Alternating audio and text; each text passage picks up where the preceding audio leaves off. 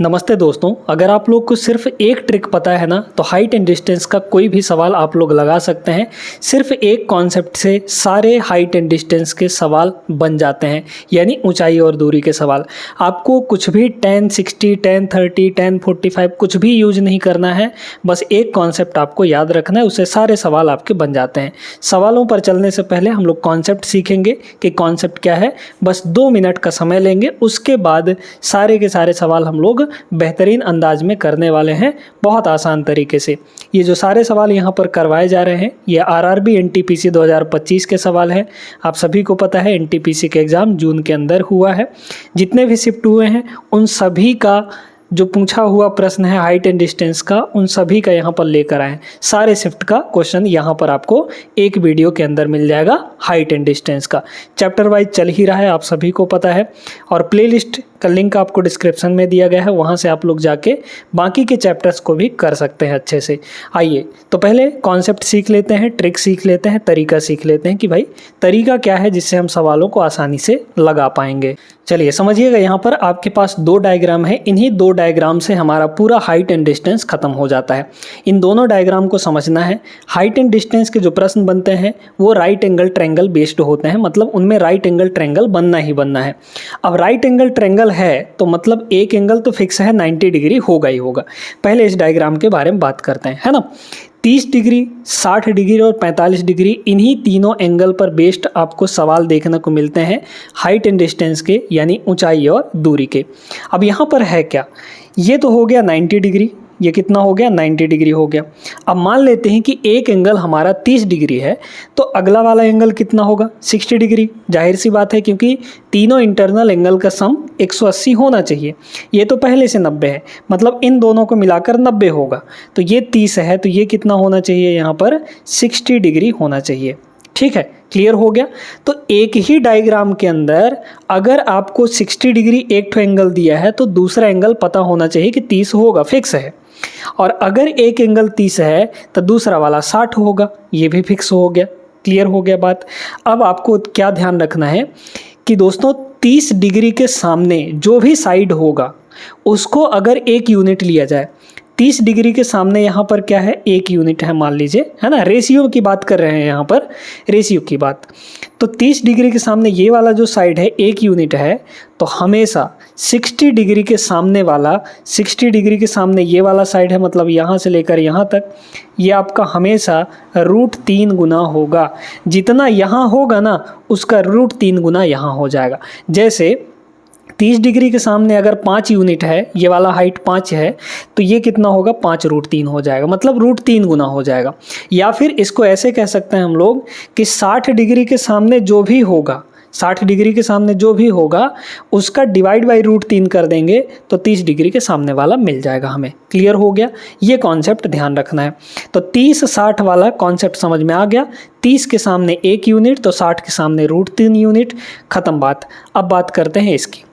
ये 45 है तो आप सभी को पता है कि जब ये 45 है तो ये भी 45 होगा, क्योंकि ये ऑलरेडी 90 है ना। तो ये दोनों मिलाकर 90 होने चाहिए, मतलब ये एंगल कितना हो जाएगा यहाँ पर 45 डिग्री हो जाएगा। हो जाएगा कि नहीं, बिल्कुल सही बात है, हो जाएगा। अब ट्रायंगल की एक प्रॉपर्टी ये कहती है कि इक्वल एंगल के सामने के साइड्स इक्वल होते हैं। ट्रायंगल की बात है, इक्वल एंगल के सामने के साइड्स इक्वल होते हैं। तो मतलब अगर इस 45 डिग्री के सामने हम 1 यूनिट ले रहे हैं, एक रेशियो में ले रहे हैं, तो इस 45 के सामने ये वाला भी उतना ही होगा। ठीक है, तो अगर 45-45 का ट्रायंगल बन रहा है तो उसमें ये जो बेस है और ये परपेंडिकुलर, ये दोनों बराबर होते हैं। अगर ये 5 सेंटीमीटर है तो ये भी 5 सेंटीमीटर होगा। कब, जब 45-45 बन रहा होगा तब।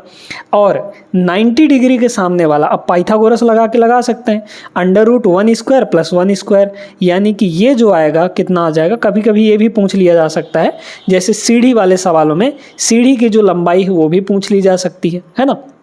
तो ऐसे केस में ये 1 तो ये आपका √2 हो जाएगा। अच्छा, इसमें भी आप देख सकते हैं कि 30 के सामने 1, 60 के सामने √3, तो 90 के सामने कितना हो जाएगा यहाँ पर। इन दोनों में पाइथागोरस लगा लीजिए, 1 का स्क्वायर √3 का स्क्वायर, यानी कितना हो जाएगा यहाँ पर 3 + 1 4, 4 का √2 आ जाएगा, यानी ये आपका 2 गुना होगा। ठीक है, 2 यूनिट होगा। मतलब अगर ये 3 सेंटीमीटर है तो ये वाला आपका 6 सेंटीमीटर होगा और ये 3√3 सेंटीमीटर होगा, मतलब √3 गुना होगा। क्लियर, सभी को समझ में आ गया है। अब आप सवाल लगाने के लिए तैयार हैं। चलिए देखते हैं यहाँ पे पहला सवाल। देखिएगा सवाल में क्या दे रखा है, 60 मीटर ऊंची इमारत के शीर्ष से एक लैंप पोस्ट के शीर्ष और तल के अवनमन कोण का कोण क्रमशः 30 डिग्री और 60 डिग्री है। लैंप पोस्ट की ऊंचाई कितनी होगी? देखिए बहुत ध्यान से इसको समझते हैं हम लोग कि पहले तो डायग्राम ऐसा बनेगा, नहीं ऐसा भी नहीं बनेगा। चलिए बताते हैं, ऐसे बनाते हैं। एक 60 मीटर ऊंची इमारत के शीर्ष से लैंप पोस्ट, ठीक है, ऐसे बन रहा है। ये हमारा ऐसे ज़मीन बना लीजिए, है ना, ये हमारा ज़मीन हो गया। फिर यहाँ पर 60 मीटर ऊंची एक इमारत है, 60 मीटर ऊंची एक इमारत है और कुछ दूर पर यहाँ पर क्या है, एक लैंप पोस्ट है। ये लैंप पोस्ट हो गया। तो यहाँ से जो अवनमन कोण बन रहा है, अच्छा अब अवनमन कोण यानी एंगल ऑफ डिप्रेशन और एंगल ऑफ एलिवेशन यानी उन्नयन कोण, इसको समझ लीजिए। जब नीचे से ऊपर की तरफ देखा जाता है, जैसे मान लीजिए यहाँ से यहाँ देखा जाता तो उन्नयन कोण होता यानी एंगल ऑफ एलिवेशन होता, लेकिन यहाँ से यहाँ जब देखा जाएगा तो एंगल ऑफ डिप्रेशन बनेगा। और वो कहाँ पर बनेगा? हॉरिजॉन्टल के साथ, है ना, यानी कि क्षैतिज रेखा के साथ। तो देखिए अगर हम इसको यहाँ से ऐसे मिला दें और इसको यहाँ से ऐसे मिला दें, क्या बोला है, शीर्ष और तल। शीर्ष ये हो गया, तल ये हो गया।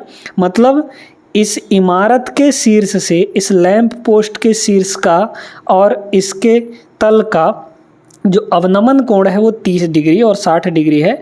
अब अवनमन कोण हमेशा हॉरिजॉन्टल के साथ बनता है। हॉरिजॉन्टल ये रहा हमारा, इस तरीके से होगा हॉरिजॉन्टल। तो एंगल कौन कौन सा बन रहा है? ये एंगल आपका 30 डिग्री कह रहा है इसको, है ना, और यहाँ से यहाँ तक ये पूरा एंगल आपका 60 डिग्री बन रहा है, कह रहा है ना, 30 डिग्री और 60 डिग्री। क्लियर हो गया। एक चीज़ ध्यान रखिएगा कि जो एंगल ऑफ एलिवेशन होता है और एंगल ऑफ डिप्रेशन हमेशा न्यूमेरिकल वैल्यू उनकी बराबर होती है। मीनिंग भले अलग अलग होता है लेकिन वैल्यू बराबर होगा। क्यों? अब समझिए इसको।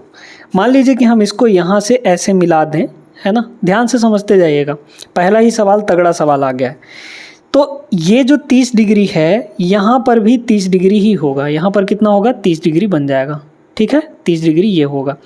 और ये जब 60 डिग्री है तो ये भी आपका 60 डिग्री होगा।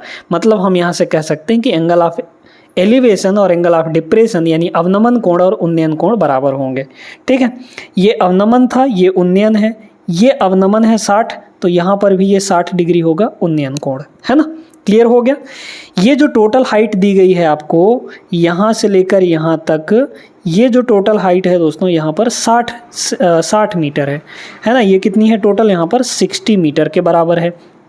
फिर देखिए यहाँ पर, ठीक है, लैंप पोस्ट की ऊंचाई मतलब हमें ये चाहिए, है ना, ये चाहिए हमें यहाँ पर। अब समझिए यहाँ पर बहुत ध्यान से इस चीज़ को समझिएगा कि अगर हम इस बड़े वाले ट्रायंगल में देखें, इसको छोड़ देते हैं, अभी 60 वाले में देखते हैं। 60 वाले में ये आपका 60 है तो ये कितना होना चाहिए? 30 होना चाहिए, क्योंकि ये तो 90 है ऑलरेडी। ये 30 होगा। ये कितना होगा? 30 हो जाएगा। अब ये बताइए 60 के सामने यहाँ पर 60 है तो 30 के सामने कितना होगा? 60 के सामने जो भी रहता है उसका डिवाइड बाई √3 30 के सामने हो जाता है। मतलब आप ऐसा समझिए ना, देखिए रेशियो की बात कर रहे हैं। 30 के सामने मान लीजिए ये 1 यूनिट है ना। तो 60 के सामने अभी अभी बताएं कि ये पूरा का पूरा कितना होगा? √3 यूनिट होगा, है ना। यही √3 आपको 60 के बराबर दिया गया है। तो हम लोग कह सकते हैं कि √3 की वैल्यू जो है वो 60 मीटर है। तो 1 यूनिट की वैल्यू कितनी हो जाएगी? 60/√3 हो जाएगा। 60/√3 हो गया। मतलब ये हमें मिल चुका है, ठीक है, ये हमें यहाँ मिल गया है। समझते जाइएगा यहाँ पर। तो अगर ये यहाँ से यहाँ तक 60/√3 है तो यहाँ से ये भी तो आपका 60/√3 होगा। क्यों? क्योंकि ये और ये दोनों बराबर हैं। तो यहाँ से लेकर यहाँ तक ये आपका 60/√3 हो गया कि नहीं? अब देखिए इस वाले ट्रायंगल की बात करते हैं। यहाँ पर ये जो 30 है इसको हटा दीजिए। ये 30 है तो ये टोटल कितना होगा? ये वाला 60 हो जाएगा, है ना, 60 हो जाएगा। तो 30 के सामने ये वाला, अब इसकी बात कर रहे हैं, यहाँ से लेकर सिर्फ यहाँ तक की बात हो रही है ना, यहाँ से लेकर सिर्फ यहाँ तक। तो 30 के सामने 1 यूनिट, तो यहाँ पर कितना हो जाएगा, √3 यूनिट हो जाएगा। तो ये हो गया √3 यूनिट, है ना, यहाँ से लेकर यहाँ तक, क्योंकि ये 60 होगा। ठीक है, अभी छोटे वाले ट्रायंगल की बात कर रहे हैं। तो √3 की जो वैल्यू है, √3 की वैल्यू छोटे वाले ट्रायंगल के लिए वो कितना है, 60 √3 हमने निकाला है। तो √3 की वैल्यू 60/√3 है। तो इसकी वैल्यू कितनी हो जाएगी, ये 1 यूनिट की वैल्यू कितना होगा, 60 अपॉन ये √3 नीचे जाके यहाँ पे मल्टीप्लाई होगा। तो √3 इंटू √3 3 हो जाएगा, यानी ये आ गया सीधे सीधे आपका 20, है ना। तो ये यहाँ से यहाँ तक ये 20 होगा। अब ये बताइए, ये आपका 20 है, ठीक है, ध्यान देते जाइएगा। ये आपका यहाँ से यहाँ तक 20 है और टोटल 60 है, तो ये कितना होना चाहिए, 40 होना चाहिए कि नहीं, तब ना 20 और 40 60 होगा टोटल। ये जब 40 है तो ये वाला भी 40 होगा, क्योंकि देख लीजिए बराबर हैं, है ना, पैरेलल हैं और बराबर भी हैं, तो 40 हो जाएगा। 40 यहाँ पर करेक्ट आंसर है। लैंप पोस्ट की जो ऊंचाई होगी वो 40 हो जाएगी, ऑप्शन नंबर फर्स्ट। ठीक है, इतना लिखने पढ़ने की भी ज़रूरत नहीं है दोस्तों, आप सिर्फ डायग्राम से ही सारी चीज़ें कर सकते हैं अगर आप प्रैक्टिस कर लेंगे एक बार तो।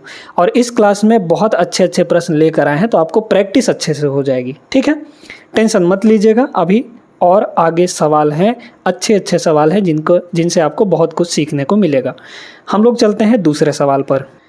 देखिएगा क्या कहा जा रहा है, जमीन पर एक बिंदु से पहाड़ी की चोटी का उन्नयन कोण 60 है। यदि पहाड़ी की ऊंचाई 171 मीटर ऊंची है तो दिए गए बिंदु से पहाड़ी की चोटी तक की दूरी कितनी होगी। अच्छा, क्या बोला है, दिए गए बिंदु से पहाड़ी की चोटी तक की दूरी हमें निकालनी है ना। तो यहाँ पर बनाते हैं, ये हमारा रहा यहाँ पर जमीन सबसे पहले बनाइए। ठीक है, ये हो गया, और ये रहा हमारा पहाड़ी आपको दिया गया है। ज़मीन पर ये एक पॉइंट है, यहाँ से इस पॉइंट तक का जो उन्नयन कोण है, एंगल ऑफ एलिवेशन, ये होगा एंगल ऑफ एलिवेशन, ये कितना है, 60 डिग्री है। ठीक है, अब हमें पहाड़ी की ऊंचाई दी गई है 171, ये आपका कितना है, 171 मीटर के बराबर, है ना।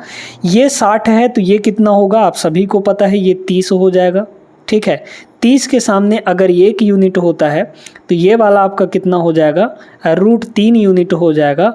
और जब ये √3 यूनिट है तो 90 डिग्री के सामने कितना होता है, 2 गुना हो जाता है, यानी कि 2 यूनिट हो जाता है। आपको डायग्राम बना के समझा चुके हैं सारी चीज़ें, तो अब बताने की ज़रूरत नहीं पड़नी चाहिए। ठीक है, हमें पूछा क्या था, बिंदु से पहाड़ी की चोटी, ये बिंदु रहा, यहाँ से इस चोटी तक की दूरी निकालनी है, मतलब ये निकालना है हमें, 2 यूनिट की वैल्यू चाहिए। √3 कितना है, √3 की जो वैल्यू है वो कितनी दी गई है, 171, भाई यही ना √3 है, और उसकी एक्चुअल वैल्यू 171 है। यूनिट में वैल्यू √3 है, एक्चुअल में वैल्यू 171 है, तो दोनों को बराबर करेंगे, है ना, 171 आ गया। तो 1 यूनिट की वैल्यू कितनी हो जाएगी यहाँ पर, 171 डिवाइड बाई √3, है ना, डिवाइड बाई √3। अच्छा, हमें 2 यूनिट की वैल्यू चाहिए, तो 2 यूनिट की वैल्यू निकालने के लिए 2 से मल्टीप्लाई कर दीजिए, ख़त्म बात। अच्छा, लेकिन अब जो आपको दिया गया है ऑप्शन में वो इस फॉर्म में नहीं दिया गया, तो क्या करेंगे, इसका रेशनलाइजेशन करने के लिए क्या करते हैं, ऊपर नीचे √3 से मल्टीप्लाई कर लीजिए, ये √3 है चूँकि, है ना, बस। तो देखिए ये हो जाएगा 171 मल्टीप्लाई 2, और नीचे होगा √3 मल्टीप्लाई होके 3, और यहाँ पर √3 से काटेंगे तो कितना हो जाएगा, 3 × 5 = 15, 3 × 7 = 21, 57 दूना 114, तो 114 है ना, 114 है √3 आ जाएगा, 114 है √3 meter is the correct answer, option number D होगा। बढ़िया सवाल था, आई होप सभी लोग समझ गए होंगे, बिना किसी दिक्कत के अब ऐसे सवाल बनने लगेंगे। ठीक है, ये 15 सवाल अगर आप करते हैं तो बहुत अच्छे तरीके से आप लोग हाइट एंड डिस्टेंस में कमांड कर ले जाएंगे। आगे जो भी पेपर आने वाले हैं उनके लिए महत्वपूर्ण है, इसलिए छोड़िएगा नहीं, स्किप मत करिएगा। देखिए यहाँ पर ये भी आसान सही प्रश्न है, ज़्यादा कठिन नहीं है, कॉन्सेप्ट पता है, बस वही कॉन्सेप्ट है आपके पास मिला जुला कर, कॉन्सेप्ट पता है तो ये सवाल आराम से बन जाएगा। एक ऊर्ध्वाधर छड़ की लंबाई और उसकी छाया का जो अनुपात है वो 2:12 दिया गया है। सूर्य का उन्नयन कोण कितना होगा। हम तो डायरेक्टली बता सकते हैं यहाँ से, लेकिन फिर भी आपको यहाँ पर बता देते हैं। ठीक है, एक छड़ है और उसका छाया इस तरीके से बन रहा है। ये छड़ हो गया, ये छाया उसकी बन रही हो गई यहाँ से लेकर यहाँ तक, है ना। तो ठीक है भाई, देखिए यहाँ पर ये लंबाई है, ये आपका शैडो है। तो L रेशियो जो S है, यानी लंबाई और छाया का जो अनुपात है, लंबाई और शैडो, वो कितना है, 2 रेशियो यहाँ पर √12 है। √12 को 2√3 भी लिख सकते हैं। ठीक है, कैसे, क्योंकि ये 4 होगा, 4 गुणे 3 होगा, 4 बाहर आ जाएगा यानी कि 2√3 हो जाएगा। अच्छा, काटेंगे तो ये कितना होगा, 2 1 कम 2 और यहाँ पर √3 हो जाएगा। यानी ये आपका 1 यूनिट होगा और ये आपका √3 यूनिट होगा, ये आपका √3 यूनिट होगा। अब बताइए 1 और √3 किस में बनता है, 30 और 60 वाले में। तो 30 के सामने 1 यूनिट, 60 के सामने √3 यूनिट, मतलब ये आपका 30 डिग्री होगा, तभी ना 30 के सामने 1 यूनिट, और ये आपका 60 डिग्री हो जाएगा, है ना। ये आपका कितना होगा, 60 डिग्री हो जाएगा, तब तो 60 के सामने √3 यूनिट बनेगा। हमें पूछा क्या था, सूर्य का उन्नयन कोण। उन्नयन कोण ये होता है दोस्तों, ठीक है, उन्नयन कोण ये हो जाएगा। तो कितना है उन्नयन कोण, 30 डिग्री। ऑप्शन नंबर डी इसका राइट आंसर है। ठीक है, समझ में आ गया कि नहीं, अच्छे से क्लियर हो गया होगा। आगे चलते हैं हम लोग। इसको देखिए यहाँ पर क्या बोला है, इसमें 14 मीटर लंबी एक ऊर्ध्वाधर यानी कि वर्टिकल छड़ है, जमीन पर 5 मीटर लंबी छाया बनाती है। उसी समय एक टावर जमीन पर 44.5 मीटर लंबी छाया बनाता है। टावर की ऊंचाई कितनी होगी, सेम टाइम। ठीक है, सेम टाइम सेम जगह। ठीक, देखिए क्या कह रहा है कि भाई कुछ ऐसे है, 14 मीटर लंबी छड़ जो है वो ज़मीन पर इतना मीटर का छाया बनाती है। अब ये थोड़ा सा अलग है, सेम टाइम पर यहाँ पर एक जो टावर है वो भी ज़मीन पर इतना मीटर छाया बनाती है ना, सेम टाइम पर। तो जब सेम टाइम पर है तो जो एंगल ऑफ एलिवेशन है सन का, क्योंकि सन के वजह से ही छाया बनेगी, है ना, तो सन का जो एंगल ऑफ एलिवेशन है वो बराबर होगा। मतलब ये और ये बराबर होगा कि नहीं। ठीक है, इसको जो कह रहा है कि भाई 14 मीटर, ये आपका 14 है ना, ये आपका 5 है ना, कितना है, ये 14 है, तो ये जो शैडो है यहाँ से लेकर यहाँ तक ये 5 मीटर का बन रहा है। अब कह रहे हैं कि टावर ज़मीन पर इतने मीटर, मतलब कि 44.5 मीटर लंबी छाया बनाती है, तो ये हमें निकालना है। इसको मान लीजिए H, है ना। अब ये बताइए कि ये जो ट्रायंगल हैं ये समरूप त्रिभुज हैं। समरूप यानी सिमिलर ट्रायंगल्स हैं। सिमिलर ट्रायंगल्स में, सिमिलर ट्रायंगल क्यों है, क्योंकि भाई ये एंगल दोनों के लिए बराबर है। जो भी ये होगा, हमको अभी नहीं पता कि कितने का होगा, 30 होगा, 60 होगा, 40 होगा, 45 होगा, जो भी होगा तो ये एंगल और ये एंगल और ये एंगल बराबर होगा, क्योंकि सेम टाइम पे छाया बन रही है ना। तो ये हुए सिमिलर ट्रायंगल। सिमिलर ट्रायंगल्स में करस्पॉन्डिंग साइड्स का जो रेशियो होता है वो इक्वल होता है। मतलब यहाँ पर हम कह सकते हैं कि इसका लंब और इसका लंब, ठीक है, यानी कि 14 डिवाइड बाई जो H है, रेशियो ले रहे हैं, ये बराबर होगा 5 डिवाइड बाई ये, है ना, 5 डिवाइड बाई यहाँ पर 44.5। ठीक है, क्लियर हो गया बात अच्छे से कि नहीं। हमें H निकालना है, तो ये इधर जाएगा, 5 नीचे आ जाएगा, तो ये हो गया आपका 14 मल्टीप्लाई 44.5 डिवाइड बाई आपका हो जाएगा 5 इज इक्वल टू यहाँ पर हो गया H। यही H हमको चाहिए था, निकाल लीजिए काटा पीटी करके, है ना। इसको 10 बना लीजिए, 10 बनाएंगे तो ये 2 से मल्टीप्लाई हो जाएगी, या फिर इसको 2 से मल्टीप्लाई कर लीजिए, है ना। तो कितना हो जाएगा, इसको 2 से मल्टीप्लाई कर लीजिए। यहाँ पर देखिए बड़े ध्यान से, इसको 2 से मल्टीप्लाई कर लीजिए, तो ऊपर भी 2 से मल्टीप्लाई करना पड़ेगा। तो क्या होगा, 44 का डबल 88 और 0.5 का डबल 1, मतलब 89 हो गया। 89 गुणे 14, तो यहाँ पर हो जाएगा 14 गुणे 89, है ना, डिवाइड बाई ये 10 होगा, क्योंकि 10 इसलिए बना है क्योंकि 10 से डिवाइड करना आसान होता है। अब यहाँ पर इकाई अंक लगा लीजिए, यूनिट डिजिट लगा लीजिए, क्योंकि भाई 10 से मल्टीप्लाई होगा तो एक अंक छोड़ के बस दशमलव लग जाएगा। 4 नहीं हो 36, यानी इकाई अंक 6 आएगा और इस पर दशमलव लग जाएगा। मतलब 0.6 कहाँ पर आ रहा है, सिर्फ एक ही ऑप्शन में है, ऑप्शन नंबर फर्स्ट में, बाकी और कहीं 0.6 आपको नहीं दिख रहा है। क्लियर हो गया। तो जो हमारा हाइट होगा ये कितना होगा, 124.6 इज़ द करेक्ट आंसर। बढ़िया सवाल था ये भी, उम्मीद करते हैं समझ आ गया होगा। इसको देखें, ये भी एक बढ़िया सवाल है, आसान है। 10.6 मीटर लंबी एक सीढ़ी दीवार के सहारे टिकी हुई है। यह ज़मीन से 30 डिग्री का कोण बनाती है। दीवार पर सीढ़ी कितनी ऊंचाई तक पहुंचेगी। बहुत बढ़िया प्रश्न। यहाँ पर सीधे सीधे बताया ना, हर एक में डायग्राम आपका यही बनेगा, राइट एंगल ट्रायंगल ही बनेगा। ये आपकी दीवार हो गई, ये यहाँ से लेकर यहाँ तक आपकी सीढ़ी हो गई। सीढ़ी कितनी है, 10.6 मीटर लंबी है। ठीक, ज़मीन से 30 डिग्री का एंगल, तो ये हो गया आपका 30 डिग्री का कोण, है ना। जब ये 30 है तो ये 60 होना चाहिए, बिल्कुल होना चाहिए। 30 के सामने 1 यूनिट तो 60 के सामने √3 यूनिट, है ना। वैसे ये लिखने की भी ज़रूरत नहीं है। तो इस 90 के सामने 2 यूनिट हो जाएगा कि नहीं, बताए थे आपको। 30 के सामने 1, 60 के सामने √3, तो 90 के सामने ये जो हाइपोटेनस है वो 2 यूनिट हो जाएगा। 2 की वैल्यू आपको एक्चुअल दिया गया है। 2 की वैल्यू कितनी दी गई है यहाँ पर, 10.6 दिया गया है। हमें पूछा क्या था, सीढ़ी दीवार पर सीढ़ी कितनी ऊंचाई तक पहुँचेगी। मतलब ये दीवार है तो यहाँ से ये पर चाहिए हमको, मतलब 1 यूनिट की वैल्यू चाहिए। 2 की वैल्यू 10.6 है, तो 1 की वैल्यू कितनी हो जाएगी, आधा कर लीजिए, 5.3 है ना। 5.3 meter is the correct answer, option number D.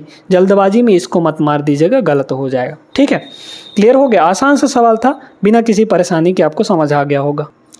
देखिएगा, अब इस सवाल में थोड़ा सा ट्रिग्नोमेट्री का सहारा लेना पड़ेगा, थोड़ा सा, ज़्यादा नहीं। दीवार के सहारे टिकी एक सीढ़ी क्षैतिज ग्राउंड के साथ थीटा डिग्री कोण बनाती है, मतलब ज़मीन के साथ।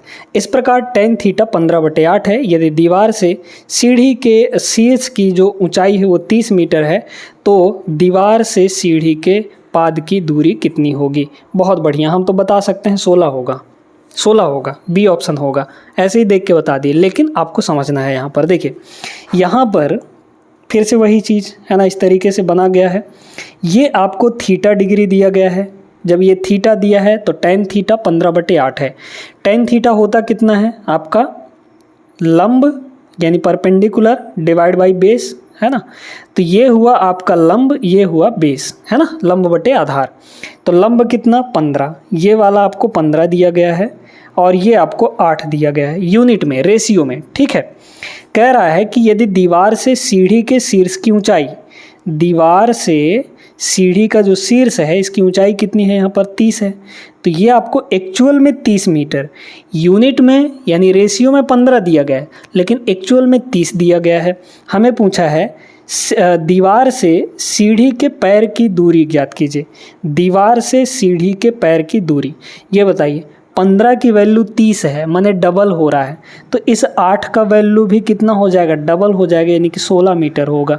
यहाँ से यहाँ तक 16 होगा, ऑप्शन नंबर बी होगा। कोई परेशानी इसमें, कोई परेशानी नहीं। ठीक है, जो दिया था उसको हमने इक्वल किया और कितना गुना हो रहा है ये देख लिए, तो जितना गुना ये हो रहा है उतना गुना यहाँ भी होगा। समझ में आया बात कि नहीं, अच्छे से क्लियर हो गया होगा। आगे चलते हैं। अच्छा, आगे बढ़ने से पहले इस सवाल में एक चीज़ और समझ लीजिए। अगर आपको सीढ़ी की लंबाई निकालनी होती तो क्या करते भाई। देखिए, ये 8 है, ये 15 है, तो ये पक्का आपका 17 होगा। ट्रिपलेट पढ़े है ना, पाइथागोरस थ्योरम। 8, 15, 17 ये ट्रिपलेट होते हैं। 8 का स्क्वायर प्लस 15 का स्क्वायर जोड़ के रूट ले लेंगे तो 17 आ जाएगा। ठीक है, तो ये आ जाएगा 17। मतलब 15 की वैल्यू 30 है तो 17 की वैल्यू कितनी होगी, डबल ये भी हो जाएगा, यानी कि 34 होगा। सीढ़ी की लंबाई अगर पूछता तो यहाँ पर 34 मीटर हो जाती। समझ में आए, एक एक चीज़ हम आपको डिटेल में बता रहे हैं। वीडियो लाइक करते हुए चलिएगा अगले सवाल पर। बहुत ही आसान सा प्रश्न। अब आप लोग कॉन्सेप्ट सीख गए हैं तो इन सवालों को लगाने में आपको कोई दिक्कत नहीं होगी। उस बिंदु से एक इतने मीटर ऊंचे टावर के शिखर का उन्नयन कोण ज्ञात कीजिए जिस बिंदु से इस टावर के पाद की दूरी 250 मीटर है। क्या बोल रहा है, उस बिंदु से टावर के शिखर का, अच्छा, उन्नयन कोण हमें निकालना है ना। क्या दिक्कत है, सीधी सी बात है। यहाँ पर देखिए कितना हो जाएगा। हम तो कह रहे हैं 60 डिग्री होगा, हम कह रहे हैं 60 डिग्री होगा। 60 डिग्री कैसे होगा, समझते हैं इस चीज़ को। तो यहाँ पर कुछ ऐसे है, इस तरीके से, है ना, इस तरीके से ये। अब यहाँ पर बोला क्या जा रहा है, समझिए। कह रहा है उस बिंदु से इतने मीटर ऊंचे टावर की ऊंचाई कितनी दी गई है यहाँ पर 250√3। ध्यान से देखते जाइएगा, 250√3 दिया गया है यहाँ पर, ये जो हाइट है। फिर कह रहा है शिखर का उन्नयन कोण यहाँ होगा, ये थीटा होगा, है ना। जिस बिंदु से इसके टावर के पैर की दूरी, ये बिंदु है हमारा, इससे टावर के पैर की जो दूरी है वो 250 है। डायग्राम एक बार बन गया तो सवाल को लगाने से कोई नहीं रोक सकता, बस इतना ध्यान रखिएगा। अब यहाँ पर आपको साफ तौर पर दिख रहा है जितना यहाँ है उसका √3 गुना यहाँ है। भाई ये 250 है, ये 250√3 है। तो आपको बताया गया था कि 30 के सामने जो भी होगा 60 के सामने उसका √3 गुना हो जाएगा। तो 30 के सामने मतलब ये हमारा 30 डिग्री होगा, 30 के सामने जो भी है वही 60 के सामने √3 गुना हो सकता है। तो ये एंगल कितना हो जाएगा यहाँ पर 60 डिग्री हो जाएगा। बस डायग्राम से ही आपको सारी चीज़ समझ में आ गई कि नहीं। भाई 30 के सामने हमने बताया था कि जो भी होगा 60 के सामने उसका √3 गुना हो जाएगा। तो ये अगर 250 है तो उसका √3 गुना यहाँ हो रहा है, मतलब इसके सामने जो एंगल होगा वो 30 होगा और इसके सामने जो एंगल होगा वो 60 डिग्री होगा। ठीक है, तो ये आपका 60 डिग्री हो जाएगा, ऑप्शन नंबर बी। उन्नयन कोण पूछा था, आ गया हमारे पास। ठीक है ना, डायग्राम से ही आप उड़ा रहे हैं कि नहीं, कोई पेन चलाने की ज़रूरत नहीं, कोई tan थीटा वगैरह कुछ भी मानने की ज़रूरत नहीं पड़ रही है। यहाँ पर आपको tan 60 tan 30 किसी की वैल्यू याद रखने की आवश्यकता नहीं है हाइट एंड डिस्टेंस के सवालों में। ठीक है ना, बस कॉन्सेप्ट ध्यान रखना है आपको। ये वाला प्रश्न भी आराम से बन जाएगा। एक दीवार के सहारे टिकी हुई सीढ़ी का उन्नयन कोण 60 है, सीढ़ी का पाद दीवार से 4.5 मीटर दूर है, सीढ़ी की लंबाई कितनी होगी। बहुत आसान सा है ना। आप यहाँ पर सीधे सीधे बस एक छोटा सा ऐसे बना लीजिए, आपको सारा चीज़ दिख जाएगा। सीढ़ी का उन्नयन कोण 60 है, ये 60 है, जब ये 60 है तो ये 30 होगा, पक्का बात है कि 30 होगा। सीढ़ी का पाद दीवार से 4.5, ये आपको 4.5 दिया गया है, ये सीढ़ी का पैर है, ये दीवार है ना, तो 4.5 मीटर हो गया। हमें ये पूछा गया है क्या, सीढ़ी के, अच्छा ये पूछा है 30 के सामने 1, 60 के सामने √3, तो 90 के सामने कितना होता है, 2 गुना हो जाता है। मतलब 1 की वैल्यू 4.5 दिया है तो 2 की वैल्यू कितनी होगी, 9 नहीं हो जाएगा, डबल हो जाएगा। भाई 1 की वैल्यू 4.5 है, हमें 2 की चाहिए तो 2 से मल्टीप्लाई करिए। 4.5 का डबल कितना होगा, 2 से मल्टीप्लाई करेंगे तो 9 आ जाएगा। ये सीढ़ी की लंबाई 9 मीटर आ गई। क्या परेशानी था इसमें, कुछ नहीं, बस आपने छोटा सा एक डायग्राम बनाया और डायग्राम से ही आंसर आ गया, है ना। आपको बेसिक बिल्कुल भी नहीं लगाना। आगे चलिए देखिएगा, 9वां सवाल ये रहा। एक टावर से 30 मीटर दूर खड़ा व्यक्ति टावर के शीर्ष से 30 डिग्री का उन्नयन कोण बनाता है। टावर की ऊंचाई कितनी होगी, सीधी सी बात है 30 डिग्री है, 30 मीटर दूर खड़ा हुआ है तो आ जाएगा ये वाला। अब कैसे आएगा समझिए इस चीज़ को, है ना। देखते हैं यहाँ पर ये कुछ इस तरीके से 30 डिग्री का एंगल बन रहा है। यहाँ पर ये 30 है, कितना है 30 है। उन्नयन कोण ध्यान रखिएगा, उन्नयन अवनमन वैसे तो बराबर ही होता है बट उन्नयन और अवनमन का ध्यान रखिएगा। तो टावर के शीर्ष से 30 डिग्री का उन्नयन कोण बन रहा है, ये 30 है तो ये 60 होगा। 30 के सामने 1 तो 60, ये 60 है ना, ये 60 के सामने √3 यूनिट। ठीक है, हमें चाहिए क्या, टावर की ऊंचाई चाहिए, मतलब ये चाहिए। अच्छा 30 मीटर दूर खड़ा है, मतलब इस टावर से इस पॉइंट के बीच, मतलब ये यहाँ पर खड़ा है तो ये कितना है आपका 30 मीटर है, ये 30 है। तो जो √3 की वैल्यू हो 30 है, यहाँ पर जो √3 की वैल्यू है वो कितनी है 30 मीटर है एक्चुअल में। हमें चाहिए क्या, ये चाहिए टावर की ऊंचाई चाहिए, मतलब 1 चाहिए। तो 1 की वैल्यू कितनी हो जाएगी 30 डिवाइड बाई √3, है ना। अब कह रहे होंगे कि ये तो कहीं नहीं दिख रहा है, तो इसको रेशनलाइज कर लीजिए, ऊपर और नीचे दोनों जगह √3 से मल्टीप्लाई कर लेंगे। ठीक है, तो ऊपर बन गया आपका 30 अंडर √3 डिवाइड बाई √3, ये 3 हो जाएगा, तो 3 से ये कटेगा 10 होगा। ठीक है, तो 10 √3 ऑप्शन नंबर फर्स्ट, पहले ही बता दिए थे। ठीक है, क्लियर हो गया। तो ऐसे आप लोग बिना पेन उठाए हुए विजुअलाइज कर सकते हैं चीज़ों को। बस आप अपने दिमाग में ये डायग्राम तुरंत बना लीजिए, कौन कहाँ क्या जा रहा है, इसको इक्वल करिए, ख़त्म कहानी, आ गया हमारा आंसर। आगे चलते हैं, इसको देखिएगा, ये भी कुछ उसी टाइप का सवाल है।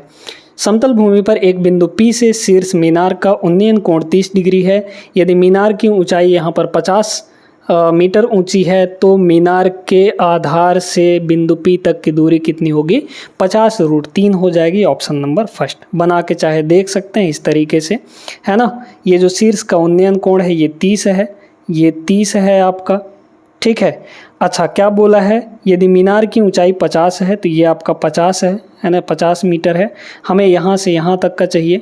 30 के सामने जो भी रहेगा, ये चूँकि 60 होगा यहाँ पर, है ना, ये कितना होगा? 60 होगा। 30 के सामने जो भी रहेगा 60 के सामने उसका √3 गुना हो जाएगा, मतलब ये आपका 50√3 होगा। यही तो पूछा था, 50√3। ऑप्शन नंबर फर्स्ट हो गया, ख़त्म।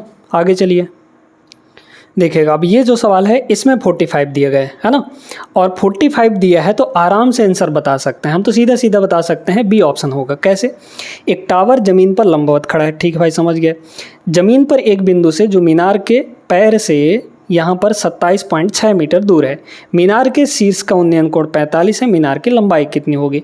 45 में तो अभी बराबर बराबर होता है ना भाई, बराबर बराबर के यहाँ पर सिस्टम हो जाता है। देखिए ये 45 है, ये आपका कितना है? 45 है। तो जब ये 45 है तो ये भी 45 होगा, है ना, 45 होगा। तो इस 45 के सामने देखिए ये दिया गया है, ये वाला, है ना, मीनार के पैर से यहाँ पर बिंदु की दूरी, ठीक है, जहाँ पर वो खड़ा है टावर, है ना। तो ये दिया गया है, एक सेकंड, हाँ ठीक है, ठीक है। यहाँ पर ये टावर ज़मीन पर लंबवत खड़ा है, ठीक है। ज़मीन पर एक बिंदु से जो मीनार के पाद से, अच्छा टावर मतलब मीनार है, मीनार के शीर्ष का ये निकालना है। तो ये हो गया आपका बिंदु से कितना है यहाँ पर? 27.6 मीटर है। तो जितना भाई इस 45 के सामने इतना है तो इस 45 के सामने भी उतना ही होगा, बराबर होगा, एक एक यूनिट होता है।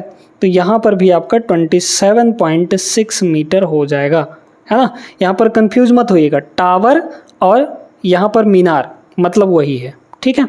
क्लियर हो गया? क्लियर है तो आगे चलते हैं अगले सवाल पर हम लोग। इसको देखें, ये एक बढ़िया प्रश्न है। 12 मीटर और 20 मीटर ऊंचे लंबे 2 खंभे समतल ज़मीन पर लगे हुए हैं। खंभों के निचले हिस्सों के बीच की दूरी 15 है, तो उनके शीर्षों के बीच की दूरी कितनी होगी? बहुत अच्छा सवाल, ठीक है। समझिएगा, यहाँ पर कुछ ऐसे बोल रहा है कि भाई ये आपके पास ज़मीन है ना, इस तरीके से थोड़ा दूर दूर बना लेते हैं। एक की ऊंचाई है 20 मीटर और दूसरे की ऊंचाई यहाँ पर थोड़ी छोटी है, मतलब 12 मीटर है। ये हो गया 12 मीटर वाला। कह रहा है यहाँ पर निचले हिस्सों के बीच की दूरी 15 है, मतलब यहाँ से लेकर यहाँ तक 15 दिया गया है ना, बना ही देते हैं। ये आपका 15 है। अब क्या करना है उनके शीर्ष के बीच की दूरी, मतलब ये शीर्ष से ये शीर्ष, ये टॉप के बीच की दूरी हमें निकालनी है। निकाल लीजिए। अब इसको यहाँ से ऐसे मिलाइए। मिलाना क्यों है समझ में आ जाएगा आपको, ठीक। एंगल वगैरह तो यहाँ पर नहीं दिया गया है, एंगल वगैरह नहीं दिया गया है तो फिर कैसे निकालेंगे भाई? चलिए निकल जाएगा, कोई दिक्कत नहीं है ना। कैसे निकलेगा? देखिए यहाँ पर ये आपका टोटल 20 है, ये जबकि 12 है, ये 12 है तो इधर वाला हिस्सा भी 12 होगा। जब टोटल आपका 20 है, भाई बोला है ना 20 मीटर, एक तो 12 मीटर है तो ये 12 है तो ये भी 12 होगा, और ये टोटल 20 है तो 20 में से नीचे का हिस्सा घटाइए तो ये 8 आ जाएगा कि नहीं। जब ये यहाँ से यहाँ तक 15 है तो यहाँ से यहाँ तक ये भी 15 ही होगा, है ना, ये भी 15 हो गया। तो 8 15 मतलब ये 17, ट्रिपलेट लग रहा था, सीधी सी बात है, आ जाएगा 17। ऑप्शन नंबर फर्स्ट, ठीक है। बस डायग्राम आपको समझना है और तो बाकी आंसर तो आपको पलक झपकते मिल जाएगा, बस छोटे छोटे चीज़ों को ध्यान में रखना है। उम्मीद करते हैं क्लियर हो गया होगा। आगे चलिए अगले सवाल पर। अब ये सवाल आपको लगाना है, ठीक है, आसान सा सवाल है, बन जाएगा। कई सारा कॉन्सेप्ट निकाल चुके हैं तो ये बन जाना चाहिए, है ना। उम्मीद करते हैं अब यहाँ पर कोई परेशानी नहीं होगी दोस्तों। ये सवाल लगाकर आप लोग इसका आंसर जो है वो कमेंट बॉक्स में ज़रूर देंगे, है ना।